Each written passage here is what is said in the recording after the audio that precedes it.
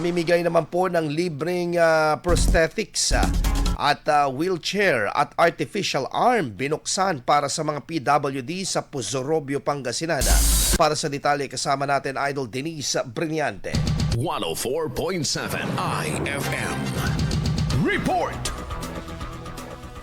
Binuksan ng Persons with Disability Affairs Office o PDAO ng Puzorobio, Pangasinan ang pamimigay ng libreng prosthetics, wheelchair at artificial arm para sa mga kwalipikadong persons with disabilities sa bayan. Ayon sa PDAO, layunin ng programa na makatulong sa pagpapabuti ng mobility ng mga PWD para sa kanilang pang-araw-araw na pamumuhay. Maaaring mag-request online ng mga PWD o kanilang mga pamilya para sa kinakailangang assistive devices. Kailangan lamang magsumite ng mga aplikasyon ng Certificate of Indigency, Medical Certificate, Valid ID, PWD ID o Senior Citizen ID number at kopya ng PhilHealth ID. Ang programa ay isasagawa sa ilalim ng pangangasiwa ng Local Government Unit ng Puzorobio katuwang ang Provincial Government of Pangasinan. Pinayuhan naman ng PDAO ang mga interesadong benepisyaryo na makipag-ugnayan sa kanilang tanggapan para sa karagdagang impormasyon ukol sa proseso ng aplikasyon. Kasama mo mula rito sa IFM News, nagupuan ito si Idol Denise Brillante Tatak. IFM.